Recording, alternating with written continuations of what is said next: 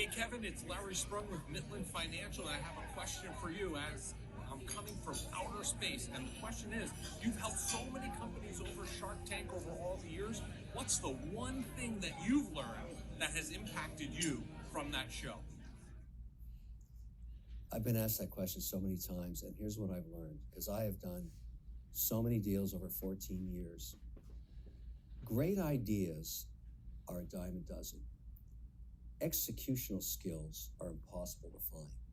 And so in looking at the outcomes of these different investments, you do a deal and you say, that's the best idea I've ever seen. That is a fantastic product, service, company, whatever. And 3 years later, you look at it, it's a complete disaster. It's a dog. And then some company that you've never heard of, or some product that comes under Shark Tank, he's referencing Shark Tank. And I'll give you an example. Cat DNA kits. I mean, that's the stupidest idea I've ever heard. $29 cat DNA kit. You can buy a new cat for $5. Why would you buy a DNA kit? But the woman that was running that, Anna, was so compelling with executional skills and a track record of execution that I couldn't help but invest and bet on her. The reason I'm in New York is I went to the closing dinner. She got acquired by a pharma company for close to $100 million cash. It was one of the best outcomes we've ever had on Shark Tank. Last night, and whenever I get a closing of one of my deals, I buy a new watch. So I was in town, which I love to do. Every watch is a different deal. But her executional skills were so good at pivoting through. And of course, I couldn't see the pandemic coming and people's affiliation with animals. Pet health care is a exploding industry for every species, whether it's horses, cats, dogs, you name it. A really interesting area. And she fell into that category with very advanced DNA testing. And the reason you would pay $29 now, I understand now, is if you understand your cat's DNA versus the pool of data, you can extend its life maybe 20% by modifying its diet and giving it what it needs for its breed. Chocolate Point Siamese are different than Tabbies or whatever. But I didn't see that coming. It was part of a portfolio of 15 deals that year, and it was the largest outcome of any of those deals and paid for all the other mistakes. And so what you have to bet on in venture investing, and he referenced small companies, executional skills.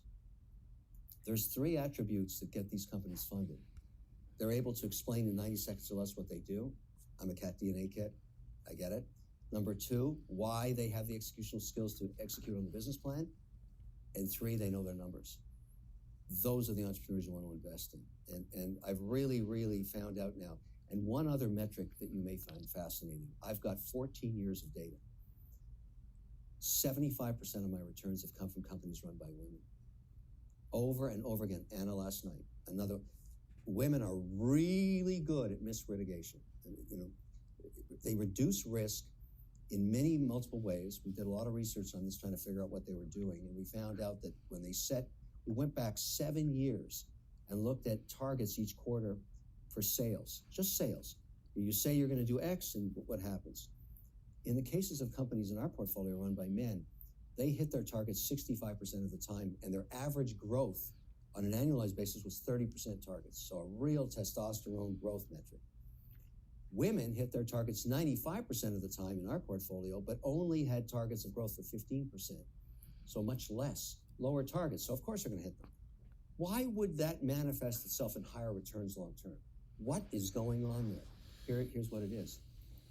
When you build a team and a culture of meeting goals, you have no attrition of staff. Virtually, the team stays together, just like you want to stay on Tom Brady's football team.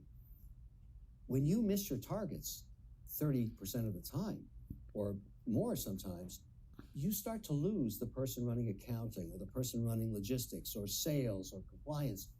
It's very disruptive to a small company. And so the disruption disrupts revenue and disrupts growth. So I tell people now, particularly people putting 30% growth targets, don't do that. Look at these results. Understand what these women did well, and look at the returns. I mean, 75% of our returns, that's material. And so I teach that now in graduating cohorts of engineers. Learn from the women. If you want something done, give it to a busy mother. Well, I guess also slow and steady wins the race. Hitting targets, executional skills, building culture around success of hitting targets. It all feeds back.